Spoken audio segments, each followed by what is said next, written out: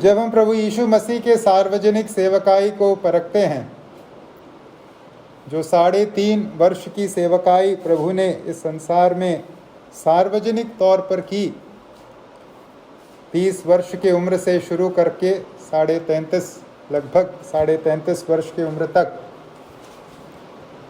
एक जो समूह है जिसको प्रभु ने बहुत ही तीव्रता से दोषी ठहराया, वो थे फरीसी। क्यों परमेश्वर ने या प्रभु यीशु ने इन फरीसियों को बार बार अनेक अवसरों के अंतर्गत दोषी ठहराया? कौन थे ये फरीसी? फरीसी उस जमाने के धार्मिक विशिष्टता रखने वाले लोग थे, एक विशिष्ट वर्ग थे, रिलीजियस एलीट्स कहें तो, धर्म के गुरु, धार्मिक गुरुओं का समूह। और उन्हीं के बारे में सबसे ज़्यादा प्रभु यीशु ने क्या किया? उनकी आलोचना की और उनको दोषी ठहराया।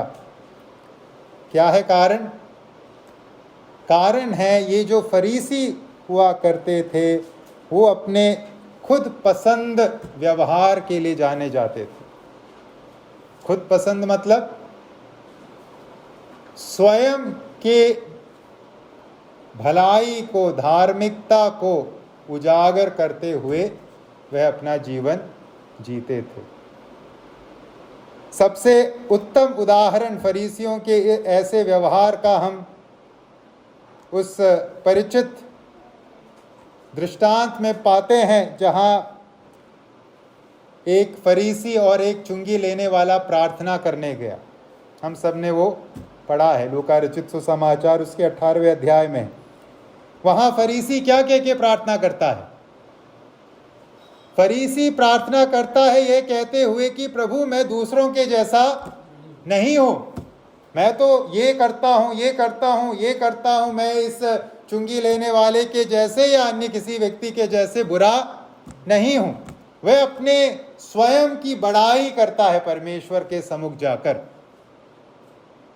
अपने आप को धर्मी ठहराता है परमेश्वर के सम्मुख जाकर। और दूसरे हाथ में जो चुंगी लेने वाला है वो क्या करता है? हम वहां पढ़ते हैं कि वो आकाश के तरफ अपने आंखों को भी उठाना पसंद नहीं करता। वो अपने सर को झुकाकर परमेश्वर से दया की भीख मांगता है, मुझ पर अनुग्रह कर, मुझ पर दया दर्शा। और इस दृष्टांत को कहने के बाद प्रभु ने इस बात को जोड़ा कि कौन वहां से गया या किसकी प्रार्थना वहां से सुनी गई। इन दो किरदारों में से किसकी प्रार्थना सुनी गई? किसको परमेश्वर ने धर्मी ठहराया? इस फरीसी को नहीं, परंतु उस चुंगी लेने वाले को, जिसने अपने नाकामी को या अपने शून्यता को, अपने बुराई को, मैं अच्छा नहीं हूं, उस भावना को परमेश्वर के सामने व्यक्त किया। कहने का तात्पर्य क्या है? खुद पसंद व्यवहार एक ऐसा व्यवहार है जिसको परमेश्वर क्या करते हैं? नापसंद करते हैं। एक ऐसा व्यक्ति जो स्वयं को दूसरों से बड़ा मानता है, स्वयं के धार्मिकता को बहुत महान रूप में देखता है, वैसे एक व्यक्ति को परमेश्वर क्या करते हैं? नकारते हैं। परमेश्वर उसे पसंद नहीं करते। और जब प्रभु यीशु मसीह के सार्वजनिक सेवकाई को देखते हैं, कई प्रकार के लोगों के साथ प्रभु कांटेक्ट में आए, संपर्क में आए, लेकिन ऐसे लोग, खुद पसंद लोगों को प्रभु ने सबसे अधिक क्या किया? जैसे हमने कहा, उन्हें दोषी ठहराया। तो आइए हम अपने जीवन को जांचें, कहीं हम भी इस प्रकार के एक खुद पसंद व्यवहार को दर्शाने वाले लोग तो नहीं है ना। आइए इस बात को स्मरण रखें, परमेश्वर ऐसे व्यवहार से अत्यधिक क्या करते हैं? घृणा करते हैं। इन बातों को मन में रखते हुए आइए हम आज के भाग को पढ़ेंगे। हम रोमियों की पत्री उसके दूसरे अध्याय के पहले 4 आयतों को पढ़ेंगे। रोमियों की पत्री उसका दूसरा अध्याय 1 से लेकर 4 तक। यहाँ इस प्रकार से लिखा है, 209 पेज नंबर। अतः हे दोष लगाने वाले, तू कोई क्यों न हो, तू निरुत्तर है, क्योंकि जिस बात में तू दूसरे पर दोष लगाता है उसी बात में अपने आप को भी दोषी ठहराता है। इसलिए कि तू जो दोष लगाता है स्वयं ही वह काम करता है। हम जानते हैं कि ऐसे ऐसे काम करने वालों पर परमेश्वर की ओर से ठीक ठीक दंड की आज्ञा होती है। हे मनुष्य, तू जो ऐसे ऐसे काम करने वालों पर दोष लगाता है और आप वे ही काम करता है, क्या यह समझता है कि तू परमेश्वर की दंड की आज्ञा से बच जाएगा? क्या तू उसकी कृपा और सहनशीलता और धीरज रूपी धन को तुच्छ जानता है? क्या यह नहीं समझता कि परमेश्वर की कृपा तुझे मन फिराव को सिखाती है? प्रभु इन आयतों के द्वारा हम सबसे बातें करें। प्रभु के नाम की महिमा हो।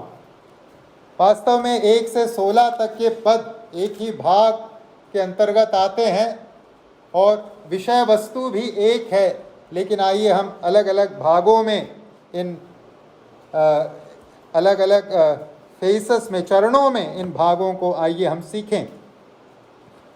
संक्षिप्त रूप में आइए अब तक हमने क्या सीखा है इस पत्री के अंतर्गत, उस पर गौर फरमाएं। पहले अध्याय में मुख्य बात क्या सीखी हमने? हमने देखा किस प्रकार से प्रेरित पौलुस अपने उस तीव्रता को, उस तत्परता को प्रस्तुत करते हैं। किस बात के प्रति तत्परता? मुझे परमेश्वर का सुसमाचार प्रस्तुत करना है, सुनाना है। और उसके बाद पौलुस बताते हैं क्यों उनमें यह तत्परता है, क्या है कारण जिसके चलते पौलुस तत्पर है परमेश्वर का सुसमाचार सुनाने के लिए। कारण है, सुसमाचार है मनुष्य की सबसे बड़ी आवश्यकता। क्यों? क्योंकि सुसमाचार के माध्यम से ही केवल मनुष्य परमेश्वर की धार्मिकता को प्राप्त कर सकता है। सुसमाचार के माध्यम से परमेश्वर ने हर विश्वास करने वाले को अपनी धार्मिकता प्रदान करने का वायदा किया है। और क्यों परमेश्वर की धार्मिकता मुझे और आपको चाहिए, अनिवार्य रूप से चाहिए? कारण है परमेश्वर का क्रोध हर प्रकार के अधर्म के प्रति स्वर्ग से प्रकट हुआ है, हो रहा है। और क्योंकि हर कोई उस क्रोध के अंतर्गत आता है, इसलिए हमें परमेश्वर के धार्मिकता की आवश्यकता है। आगे हम पहले अध्याय में देखते हैं किस प्रकार से पौलुस कहते हैं कि क्यों परमेश्वर का क्रोध इस प्रकार से प्रकट हुआ है और किस प्रकार से परमेश्वर का क्रोध प्रकट हुआ है। इन बातों की चर्चा शेष अध्याय में पौलुस कर रहे हैं। अब जब हम इस दूसरे अध्याय की तरफ आते हैं, यहाँ इस भाग में जो आज हमने पढ़ा, यहाँ पौलुस क्या कर रहे हैं? पौलुस यहाँ एक संभावित उत्तर या संभावित प्रतिक्रिया के विषय में कल्पना कर रहे हैं। पहले अध्याय में पौलुस ने जो जो बातें कही कि परमेश्वर का क्रोध प्रकट हुआ है, सब पर प्रकट हुआ है, किस प्रकार से प्रकट हुआ है, सबको धार्मिकता की जरूरत है, सुसमाचार की जरूरत है, ये सुनने के बाद एक काल्पनिक पात्र किस प्रकार के प्रतिक्रिया को प्रस्तुत करता है वो यहाँ लिखा गया है। किस प्रकार के संभावित उत्तर के विषय में यहाँ पौलुस लिखते हैं। एक असहमति के नकारात्मक प्रतिक्रिया के बारे में नहीं, सहमति के सकारात्मक प्रतिक्रिया के बारे में यहाँ पौलुस लिखते हैं। पौलुस एक काल्पनिक पात्र के बारे में यहाँ लिखते हैं जो पौलुस के इन बातों को सुनकर क्या कहता है? आमीन कहता है कि हाँ पौलुस जो आप कह रहे हो सब एकदम सही है। हर कोई मनुष्य बुरा है, वो बुराई में रह रहा है, परमेश्वर का क्रोध उस पर प्रकट हुआ है वो परमेश्वर के न्याय के अंतर्गत है। ये इन बातों को सुनकर ये सुनने वाला काल्पनिक पात्र कहता है सब सही है, लेकिन वहां एक समस्या है। क्या है समस्या? जब यह व्यक्ति कहता है कि पौलुस जो जो कह रहा है सब सही है, उसके साथ यह व्यक्ति यह भी कहता है कि जहां तक परमेश्वर के उस न्याय का सवाल है जो सब अधार्मिकता और अभक्ति के विरुद्ध प्रकट हुआ है, उस न्याय के दायरे से बाहर वो व्यक्ति रहता है। पूरा संसार पापी है, लेकिन उसकी गिनती उस सूची में नहीं आती, वो उस दायरे से बाहर है। पौलुस तुम जो जो कह रहे हो एकदम सही कह रहे हो, लेकिन मैं उस दायरे के अंदर नहीं हूं, मैं उसके बाहर हूं। मतलब ये एक ऐसा व्यक्ति है जो कहता है मुझे परमेश्वर के सुसमाचार की जरूरत नहीं है, मुझे परमेश्वर की धार्मिकता की जरूरत नहीं है। संसार को है, सबने पाप किया है, सब बुराई का जीवन जीते हैं, लेकिन मुझे उस धार्मिकता की आवश्यकता नहीं हूं। क्यों ये कहता है कि मुझे उस धार्मिकता की जरूरत नहीं है, सुसमाचार की जरूरत नहीं है, मैं उस न्याय के दायरे के भीतर नहीं आता? कारण क्या है? ये कैसा पात्र है जिसके बारे में यहां पौलुस कल्पना कर रहे हैं और लिख रहे हैं? स्मरण कीजिए उस फरीसी को जो प्रार्थना करने गया। क्या वो इस बोध के साथ गया कि मुझे धार्मिकता चाहिए परमेश्वर से? नहीं, वो इस बोध के साथ गया कि मेरे पास धार्मिकता है, मैं अच्छा हूं, बाकी सब बुरे हैं। तो ऐसे एक व्यक्ति के बारे में, नैतिकतावादी के बारे में, सदाचारी मनुष्य के बारे में पौलुस यहां कल्पना कर रहे हैं, और उसके इस संभावित उत्तर का जवाब इन आयतों में प्रेरित पौलुस दे रहे हैं। तो यहां पौलुस ऐसे एक व्यक्ति को उत्तर दे रहे हैं जो अपने धार्मिकता को ऊंचे दर्जे का मानता है और अपने नैतिक स्तर को दूसरों से ऊंचे दर्जे का मानता है, और बाकी लोगों पर वो एक ऐसी दृष्टि से देखता है कि वो गए गुजरे हैं, लेकिन वो अकेला एक ऐसा व्यक्ति है जो क्या है?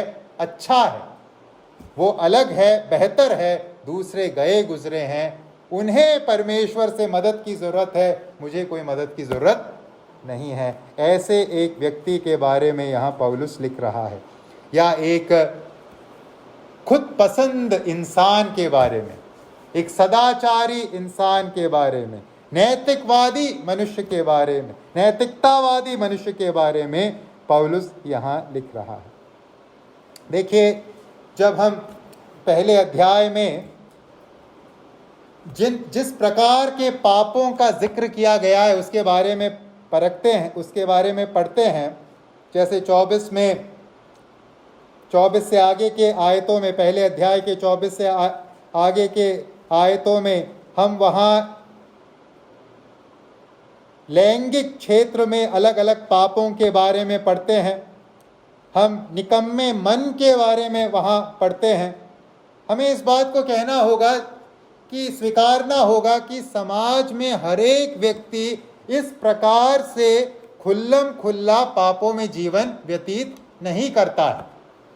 हर कोई इस प्रकार के जीवन को सार्वजनिक रूप से व्यक्त नहीं करता। इस समाज में कई लोग हैं जो प्रभु को नहीं जानते, अविश्वास में है, लेकिन वो समलैंगिक संबंधों के खिलाफ खड़े होते हैं, जो एक सदाचार से भरे आचरण को प्रस्तुत करते हैं, नैतिकता को बहुत अहम दर्जा देते हुए अपना जीवन जीते हैं। कितने लोग हैं जो झूठ न बोलने के लिए उन्होंने अपने प्राण को दिया होगा, जो प्रभु को जानने वाले नहीं थे। तो ऐसे एक व्यक्ति के बारे में, ऐसे एक वर्ग के बारे में पौलुस यहाँ बात कर रहे हैं। जब हम अपने चारों तरफ के समाज को परखते हैं, हम भी एक ऐसे ही माहौल में रहते हैं ना। हम एक ऐसे माहौल में नहीं रहते जहां हर कोई खुल्लम खुल्ला बुराई को करता है। जब हम अपने आस पड़ोस में लोगों के जीवन को देखते हैं, हम देखते हैं हम नैतिकता के अच्छे स्तर को बनाए रखने वाले लोगों को हम अपने चारों तरफ पाते हैं। उनके जीवन में ऐसे बुराई के आदतों को हम नहीं पाते। वो शराब पीकर कोई हल्ला नहीं मचा रहे, वो बुराई को सार्वजनिक रूप से व्यक्त करते हुए जीवन नहीं जी रहे। वो अपने नौकरी को करते हैं, पैसा कमाते हैं, परिवार को अच्छा रखते हैं, अपने माता पिता को का आदर करते हैं, एक शांत जीवन, समाज में एक अच्छा जीवन व्यतीत कर रहे हैं। ऐसे एक व्यक्ति से जब हम परमेश्वर के सुसमाचार को बांटते हैं, क्या प्रतिक्रिया हमें मिलती है? जब परमेश्वर के सुसमाचार को हम ऐसे एक व्यक्ति को देते हैं, क्या वो कहता है? वो परमेश्वर के सुसमाचार की तारीफ करता है, हाँ बहुत अच्छा समाचार आप बता रहे हो, लेकिन उसे स्वयं कभी यह महसूस नहीं होता कि मुझे इस समाचार की ज़रूरत है। मैं तो अच्छा हूँ, मैं कोई बुराई का जीवन नहीं जीता, मेरे अंदर बुराई की आदतें नहीं हैं, मैं अपने काम से मतलब रखता हूँ, अपने परिवार को संभालता हूँ, अपना टैक्स भरता हूँ, अपने नौकरी को निष्ठा के साथ करता हूँ, मैं एक अच्छा व्यक्ति हूँ, मुझे इस सुसमाचार की ज़रूरत नहीं। सुसमाचार आप अच्छा सुना रहे हो, लेकिन मुझे इसकी ज़रूरत नहीं है। उसका अच्छा जीवन, उसका साफ सुथरा जीवन, उसका ऊंचा नैतिक मानक दंड, उसका दूसरों से अलग जीवन उसे इस बात के प्रति अंधा बना देता है, असंवेदनशील बना देता है कि उसे भी सुसमाचार की आवश्यकता है। पौलुस इस भाग में ऐसे एक व्यक्ति के बारे में बात कर रहा है। सरल शब्दों में कहें तो उस समाज के बारे में बात कर रहा है जिस समाज में मैं और आप रहते हैं। यहां इस भाग में से पौलुस इस बात को प्रस्तुत करता है कि चाहे समाज में नैतिकता में रहने वाला सबसे बेहतरीन व्यक्ति ही क्यों न हो, उसे भी क्या चाहिए? प्रभु यीशु मसीह का सुसमाचार, उसे भी परमेश्वर के धार्मिकता की ज़रूरत है। इस बात को यहाँ इन आयतों में दूसरे अध्याय में विशेषकर पौलुस लिख रहा है। तो इस बात को ध्यान में रखिए, पूरे रोमियो की पत्री में पौलुस का विषय है सुसमाचार, लेकिन उस विषय में जाने से पहले वो इस बात को दर्शा रहा है कि किसको इस सुसमाचार की ज़रूरत है। केवल एक गए गुजरे व्यक्ति को नहीं, जो बुराई में, पाप में खुल्लम खुल्ला जीवन जी रहा है, एक सदाचार के व्यवहार को दर्शाने वाले नैतिकतावादी इंसान को भी इस सुसमाचार की आवश्यकता है। इस बात को सर्वप्रथम इन आयतों में पौलुस प्रस्तुत कर रहे हैं।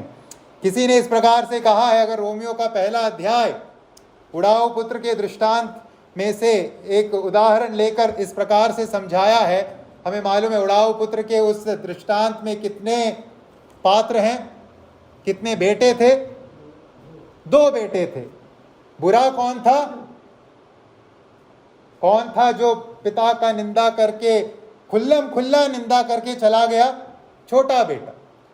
बड़ा बेटा पिता का खुल्लम खुल्ला निंदा नहीं करता है, लेकिन क्या उसका पिता के साथ अच्छा संबंध था?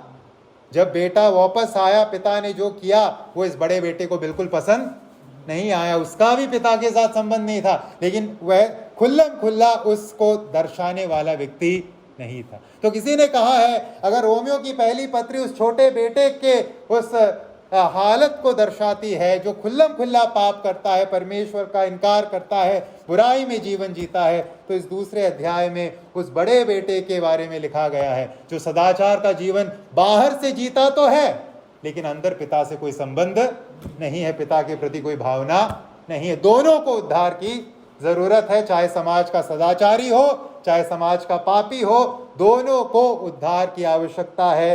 परमेश्वर के सुसमाचार की जरूरत है।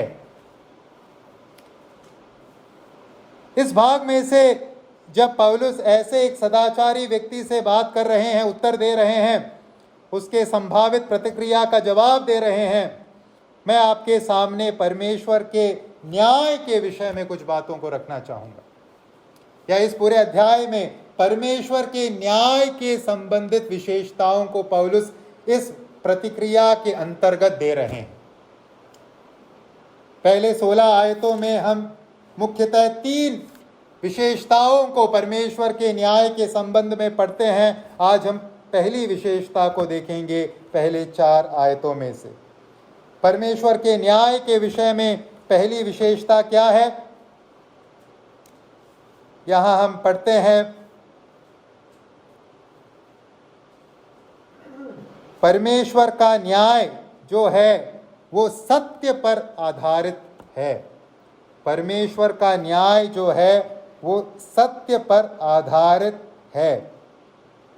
दूसरे आयत में हम जानते हैं कि ऐसे ऐसे काम करने वालों पर परमेश्वर की ओर से ठीक ठीक दंड की आज्ञा होती है। जो ठीक ठीक शब्द है हिंदी में, वो वास्तव में सत्य, सत्यता से अनुवादित किया गया है, किया जाना चाहिए, जो हिंदी में ठीक ठीक लिखा गया है।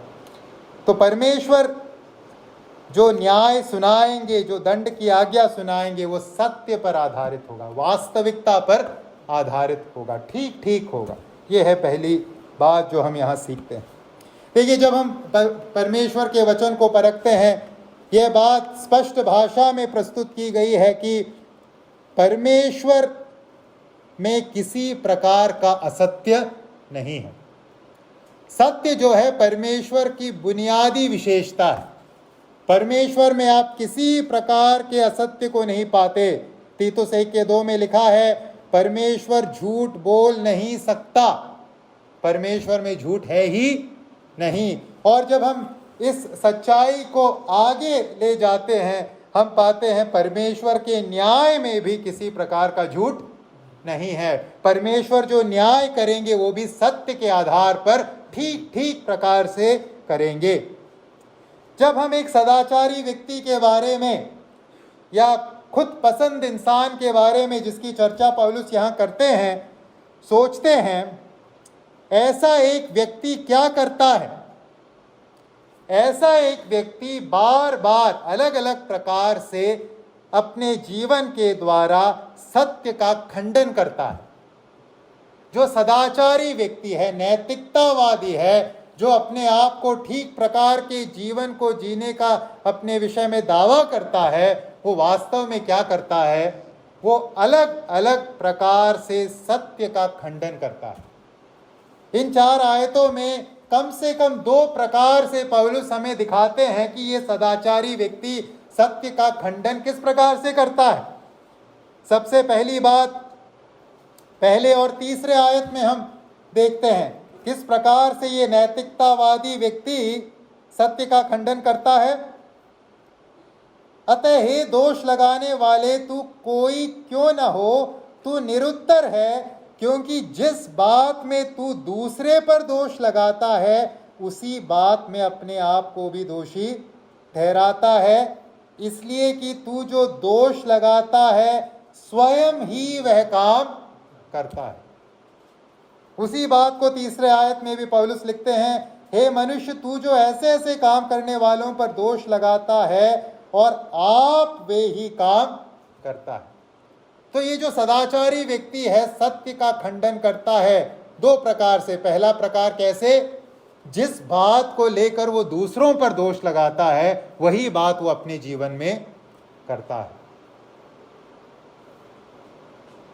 वह दूसरों को पापी, ईश्वर का अनादर करने वाले व्यवहार को दिखाने वाले लोग के रूप में दर्शाएगा, परंतु स्वयं उसी पाप में परमेश्वर का अपमान करने वाले व्यवहार को प्रदर्शित करते हुए जिएगा। दूसरों में जिस बात को वह देखकर अपने क्रोध को दर्शाता है कि ऐसा तुम्हें नहीं करना चाहिए, वह अपने जीवन में उसी कार्य को क्या करेगा? स्थान देगा। यह आदमी दूसरों के जीवन में पाए जाने वाले पापों की बहुत आलोचना करेगा, लेकिन स्वयं उन्हीं पापों को अपने जीवन में स्थान देगा।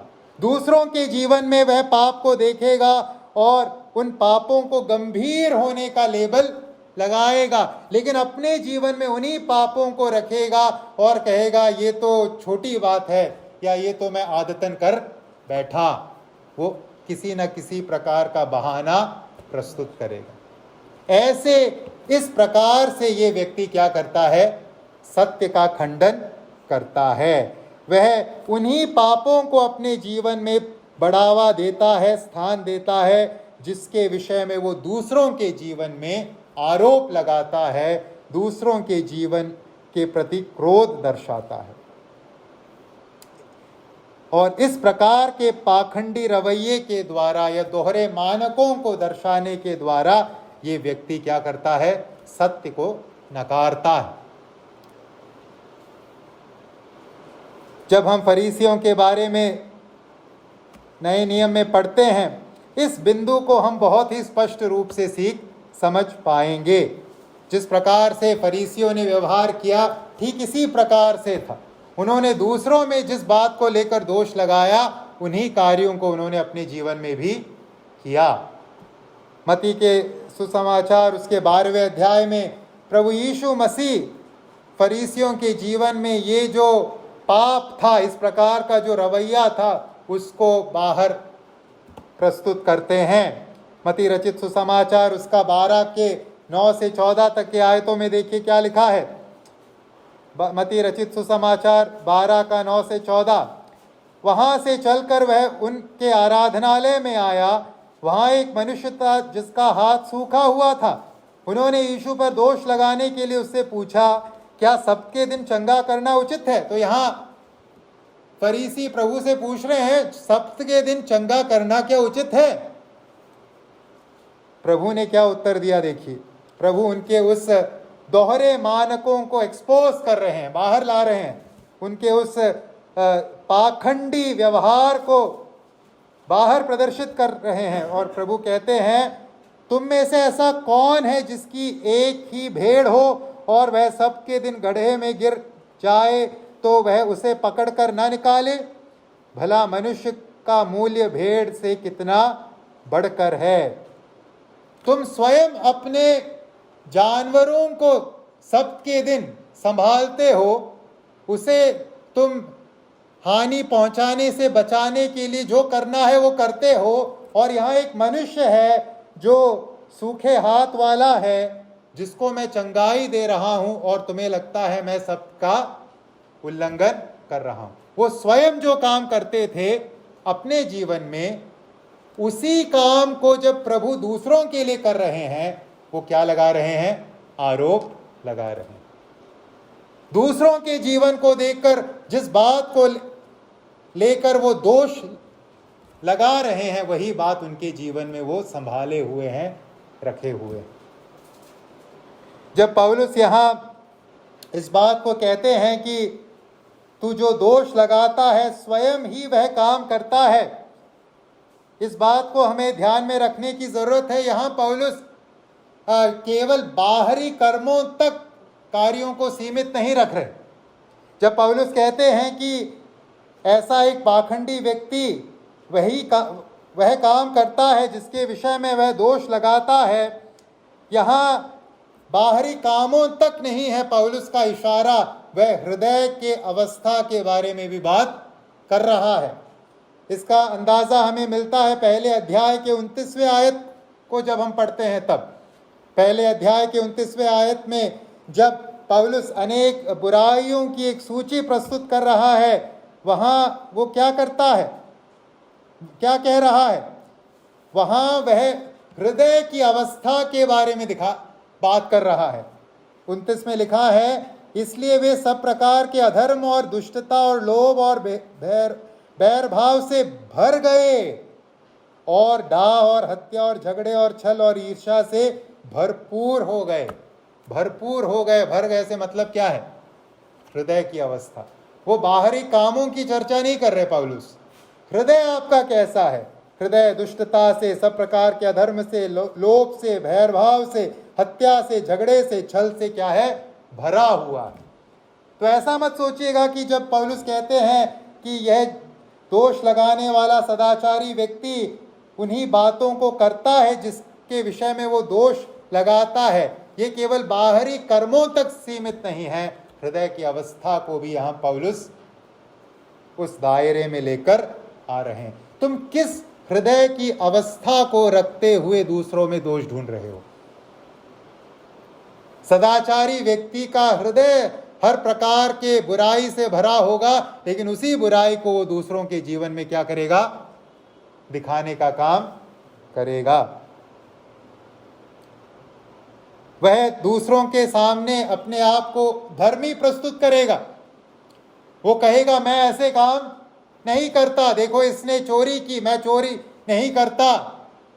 लेकिन स्वयं ही अपने मन में वह लोभ की बातों को क्या करेगा? संचित करेगा और उस लोभ को अपने जीवन में स्थान देगा। बाहर से वो चोरी नहीं कर रहा, लेकिन हृदय की अवस्था में क्या है? एक चोर बसा हुआ है। इस प्रकार से वह उन कामों के बारे में दोष लगाता है जिसको उसने स्वयं अपने हृदय में जगह दिया हुआ है। पौलुस यहाँ जिस बात को यहाँ सिखा रहे हैं उसके विषय में प्रभु ने अपने पहाड़ी उपदेश में बहुत ही उत्तम तरीके से हमें समझाया है। प्रभु ने वहाँ हमें मालूम है क्या किया है। उन्होंने 10 आज्ञाओं में से अनेक आज्ञाओं को लेकर उसके सही अर्थ को प्रदर्शित किया। उदाहरण के लिए मत्ती 5 के 21 और 22 में हत्या न करने के उस आज्ञा की व्याख्या प्रभु ने दी। मत्ती 5 का 21 और 22, तुम सुन चुके हो कि पूर्व काल के लोगों से कहा गया था कि हत्या न करना, परंतु मैं तुमसे यह कहता हूं कि जो कोई अपने भाई का क्रोध करेगा वह कचहरी में दंड के योग्य होगा, और जो कोई अपने भाई को निकम्मा कहेगा वह महासभा के दंड के योग्य होगा, और जो कोई कहे अरे मूर्ख वह नरक की आग के दंड के योग्य होगा। यकीनन हम सब कह पाएंगे कि हमने किसी की हत्या नहीं की। यहाँ कोई हत्यारा बैठा है? यहाँ कोई हत्यारा नहीं बैठा। मैंने कभी चाकू नहीं ली और मैंने किसी को चाकू नहीं मारा, या मैंने किसी पर बंदूक से निशाना नहीं लगाया, मैंने किसी की हत्या नहीं की। हम में से हर एक व्यक्ति इस बात को कह सकता है, लेकिन हम में से कितने लोग इस बात को कहेंगे कि हमने पाप में क्रोध को अपने जीवन में स्थान नहीं दिया? हम में से किसी ने हत्या तो नहीं की, लेकिन हम में से कितने लोग हैं जिन्होंने पाप में क्रोध को जीवन में स्थान नहीं दिया? जब हम इस आधार पर अपने जीवन को परखेंगे तो क्या पाएंगे?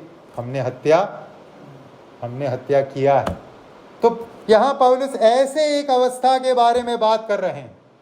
आपने बाहर से कुछ नहीं किया, लेकिन आपने हृदय में बहुत कुछ किया है, और प्रभु हमारे हृदय को जांच रहे हैं।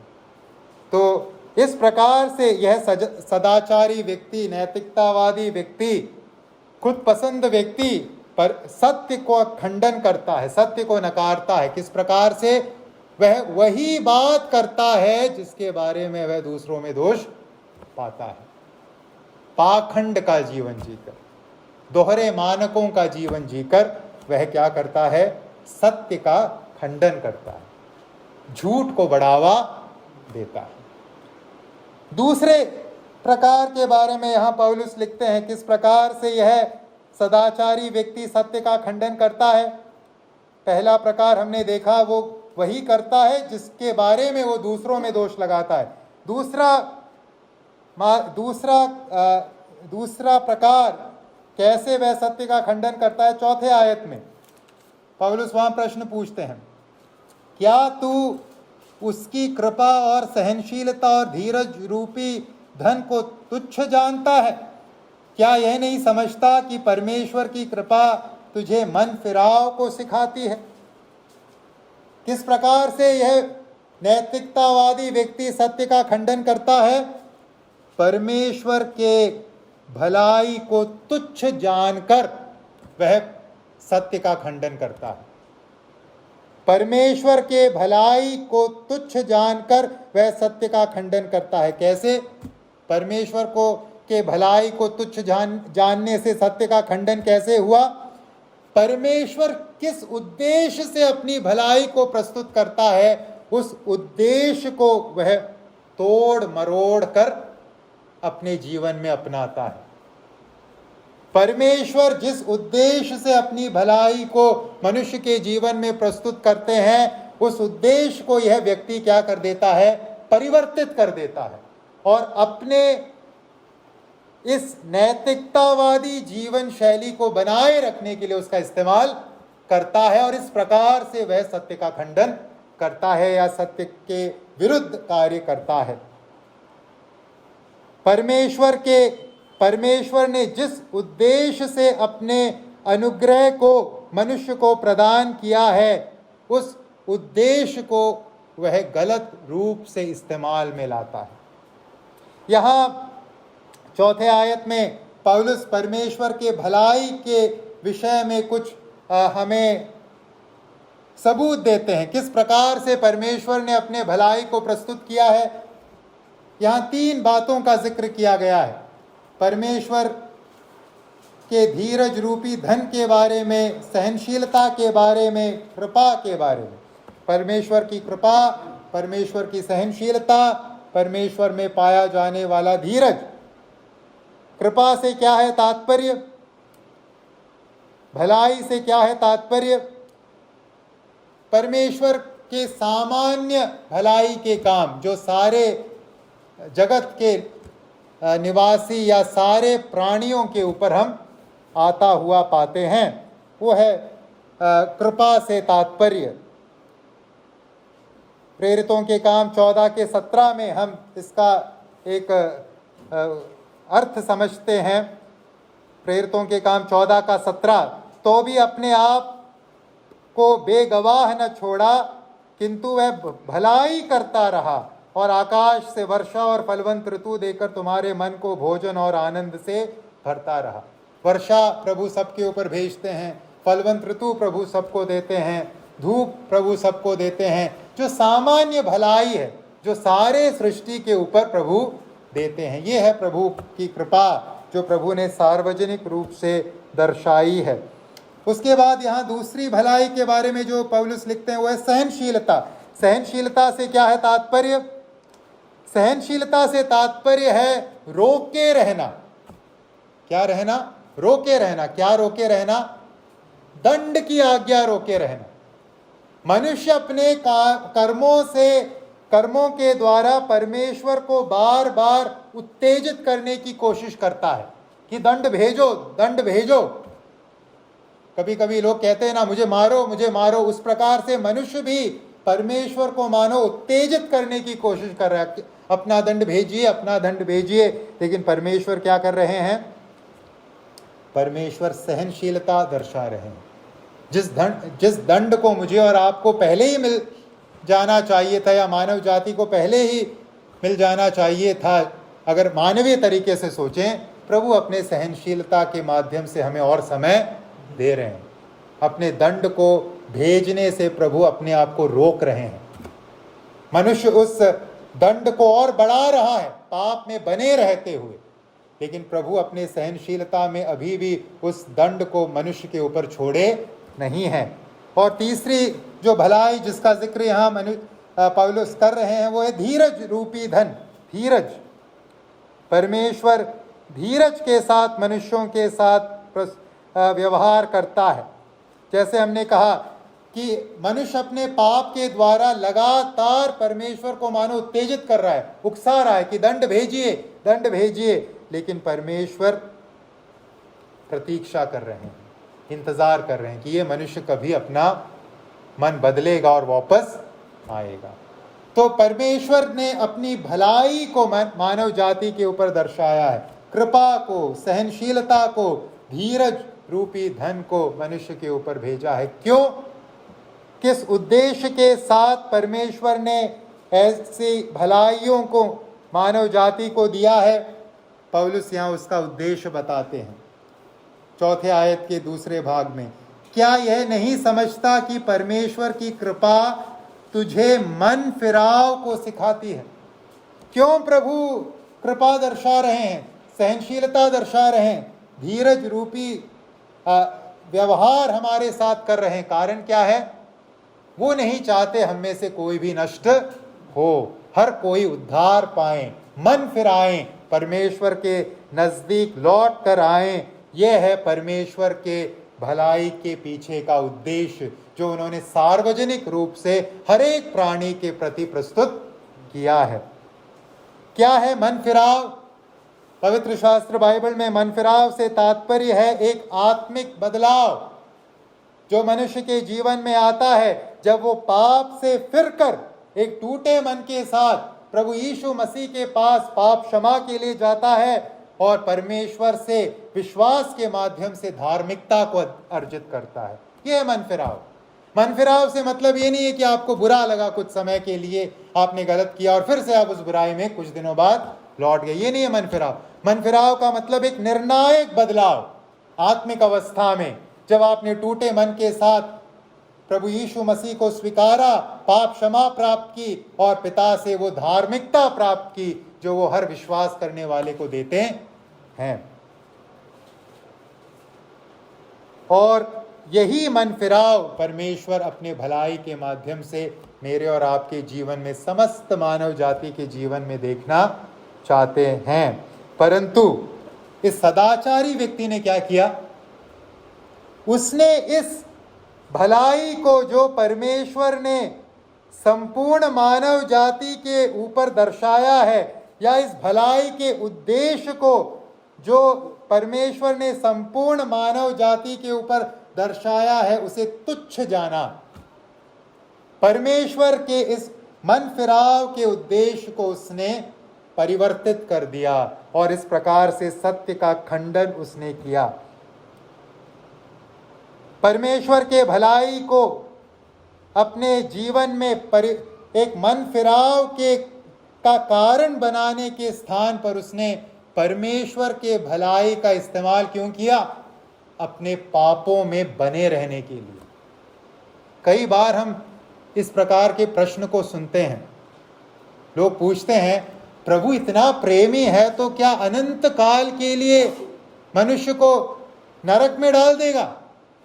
परमेश्वर तो इतना प्रेम करता है, फिर कैसे किसी को वह अनंत काल के लिए नरक में डालेगा? क्या प्रेमी परमेश्वर ऐसा करेगा? या लोग पूछते हैं कि क्या परमेश्वर प्रेमी नहीं? क्या परमेश्वर मेरे पापों को ऐसे ही माफ नहीं कर देगा? पाप तो छोटे मोटे होते रहते हैं, लेकिन प्रभु तो बहुत दयालु है, मुझे इन पापों से कोई परवाह नहीं है, प्रभु क्षमा कर देंगे। ऐसे कथन कई बार हमें सुनने को मिलते हैं। मनुष्य क्या कर रहा है? परमेश्वर के भलाई को जो परमेश्वर ने दर्शाया ताकि हम पापों से फिरकर परमेश्वर के समीप आए, उसी भलाई का इस्तेमाल मनुष्य क्यों कर रहा है? पापों में बने रहने के लिए। जिस भलाई के द्वारा परमेश्वर मनुष्य को पापों से बाहर खींच रहे थे, उस भलाई का इस्तेमाल करते हुए मनुष्य पापों में बसने का प्रयत्न कर रहा है, उसे एक कारण बना रहा है या एक एक्सक्यूज बना रहा है कि मैं पाप अब कर सकता हूं। वो प्रभु अनुग्रहकारी हैं, तो हम क्या करें? पौलुस आगे चल के एक प्रश्न पूछेंगे, क्योंकि प्रभु अनुग्रहकारी हैं तो क्या हम करें? पाप करते रहें, अनुग्रह प्राप्त करते रहें? इस प्रकार का प्रश्न क्यों उदय होता है?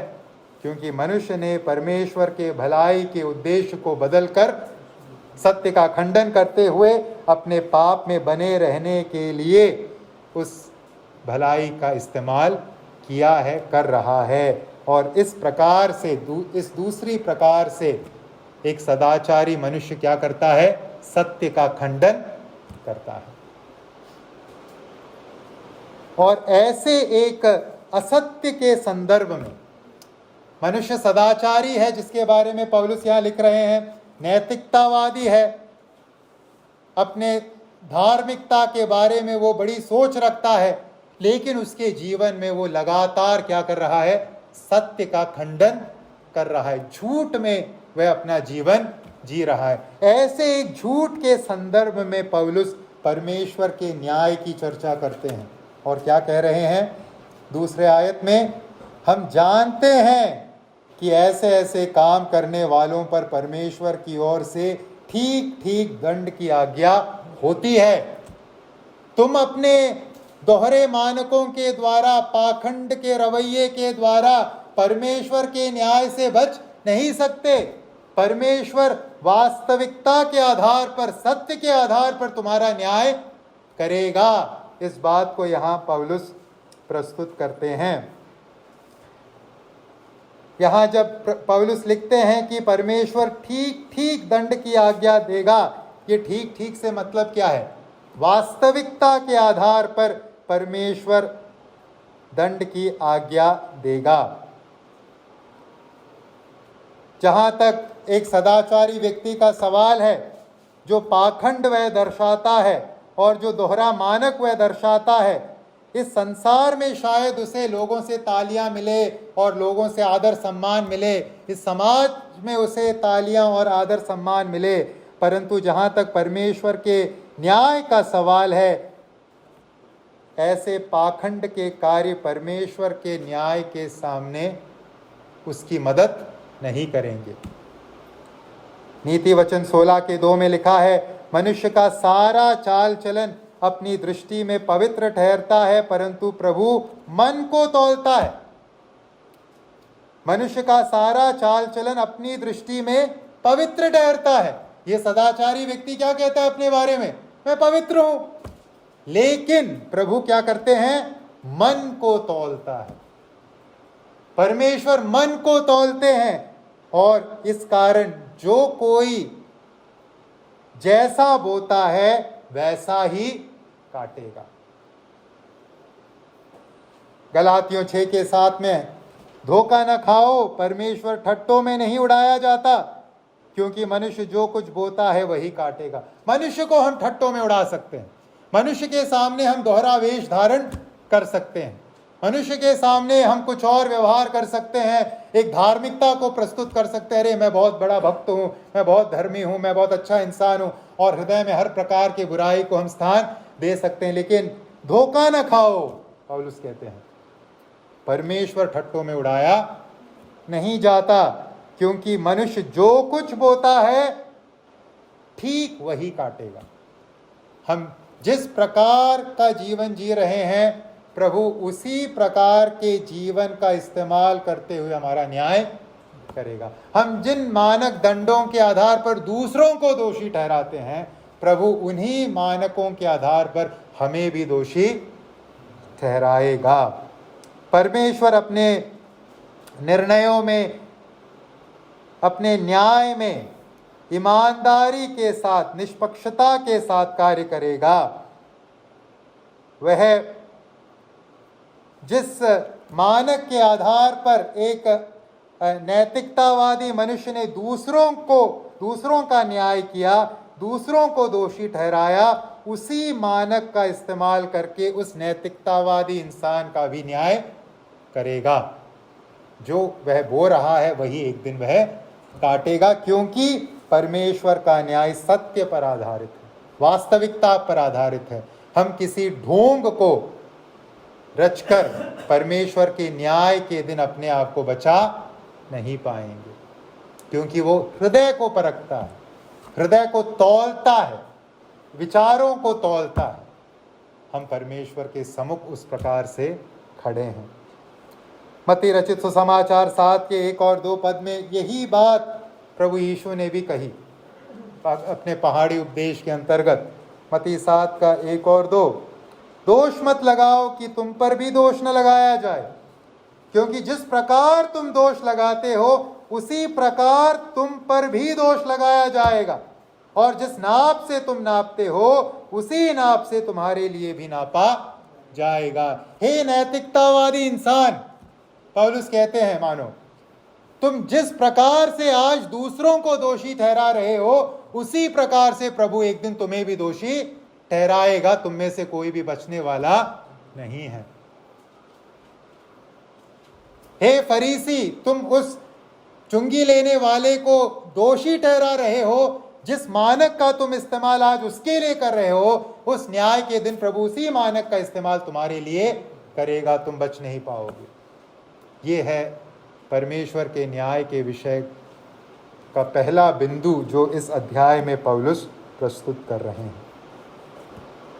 भाई और बहनों, जहाँ तक हमारा सवाल है, मेरा और आपका सवाल है, हम आज इस नैतिकतावादी इंसान के स्थान पर नहीं खड़े। हम सब ने प्रभु यीशु मसीह के सुसमाचार के आवश्यकता को जाना है। अपने जीवन में हमने अपने अधर्म को, पाप को कबूल करके प्रभु के सम्मुख हम विश्वास से आए हैं। प्रभु की उस धार्मिकता को हमने प्राप्त किया है, परंतु फिर भी हमें अपने आप को जांचने की ज़रूरत है। कहीं हमारे अंदर ये जो मैं दूसरे से बेहतर हूँ, मैं दूसरे के समान नहीं हूँ, मैं अन्य लोगों के जैसा नहीं हूँ, ऐसी एक भावना हमारे अंदर कहीं अब भी बची तो नहीं है ना। आइए हम अपने आप को निरंतर जांचें कि मैं दूसरों से ऊंचे पदवी पर खड़ा हूँ। जिस प्रकार से उस फरीसी ने उस चुंगी लेने वाले पर दृष्टि की, क्या हम कहीं ऐसी दृष्टि से तो दूसरों को नहीं देखते? मैं बेहतर हूँ, वो गया गुजरा है। प्रभु यीशु मसीह ने, देखिए इन वचनों के अंतर्गत प्रभु ये नहीं कह रहे कि हम लोग किसी का न्याय न करें। जहाँ गलती है वहाँ हमें पवित्रता के साथ उस गलती को दिखाने की ज़रूरत है। हमने मत्ती के सुसमाचार 7वें अध्याय को सीखा था भाई के माध्यम से। ऐसा नहीं है कि किसी भी अवस्था में हम दोष नहीं लगाएंगे। प्रभु ने कहा है हमें धार्मिकता के साथ हमें न्याय करने की ज़रूरत है, लेकिन सबसे पहले हमें अपने आप को परखने की ज़रूरत है। सबसे पहले हमें अपने हृदय को जांचने की ज़रूरत है। मैं दूसरे का जब खंडन करता हूँ, किस हृदय के साथ मैं उसका खंडन कर रहा हूँ, ये बहुत आवश्यक है। मसीही जीवन में भी यह खतरा है कि हम ऐसे एक फरीसी के माफिक बन जाएं, जहाँ हमने हृदय में तो बहुत कचड़ा कूड़ा रखा है, लेकिन बाहर से हम अपने आप को बहुत ही अव्वल दर्जे के धर्मी के रूप में प्रस्तुत करें। मसीही जीवन की एक खासियत है, जैसे जैसे व्यक्ति मसीही परिपक्वता में आगे बढ़ता है, उसे अपने गए गुजरे होने का एहसास और अधिक हो जाता है। जैसे वह व्यक्ति परमेश्वर के नज़दीकता में आगे आता है, वो बहुत उत्तम प्रकार से समझ जाता है कि मैं बेकार हूँ। उद्धार प्राप्त करते समय मुझे लगा शायद शराब पीना या तंबाकू खाना या गाली देना पाप है, केवल इतने पाप है मेरे जीवन में। लेकिन जब मैं प्रभु में आया और प्रभु के नज़दीक आने लगा, मुझे अनगिनत धब्बे मेरे मन में, मेरे हृदय में दिखने लगे, जो मैंने पहले कभी देखा ही नहीं था। तो अगर ये है मसीही जीवन, जहाँ आप विश्वास में परिपक्वता के साथ अपने उस बीमार अवस्था को और अधिक देखते हो और पौलुस के माफिक कहते हो, हाय मैं निकम्मा मनुष्य हूँ, कौन मुझे बचाएगा। अगर ये है मसीही जीवन, तो क्या एक ऐसी अवस्था आ सकती है जब मैं दूसरों पर दोष लगाऊं और दूसरों के प्रति न्याय सुनाऊं, अपने आप को बड़ा दर्शाते हुए? ऐसा कभी हो नहीं सकता। न्याय हम करेंगे, दूसरों के पाप को दर्शाएंगे, लेकिन ऐसा करते समय भी एक ऐसे दीनता के साथ करेंगे, ऐसे नम्रता के साथ करेंगे, ये जानते हुए करेंगे कि मेरे जीवन में भी कई कमियां हैं, मैं दोष मुक्त नहीं हूं। तो आइए हम परमेश्वर के न्याय के इस विशिष्टता को, इस विशेषता को समझें। परमेश्वर सत्य के अनुसार न्याय करेगा। आइए हम अपने जीवन को जांचें, आइए हम समझें, चाहे व्यक्ति कितने भी सदाचार में जीवन क्यों न जीता हो, हर किसी को सुसमाचार चाहिए। प्रभु का धन्यवाद हो, प्रभु ने हमें अपना सुसमाचार दिया। आइए हम इन आयतों के इस संदेश के अंतर्गत अपना जीवन जिए। प्रभु के नाम की महिमा हो।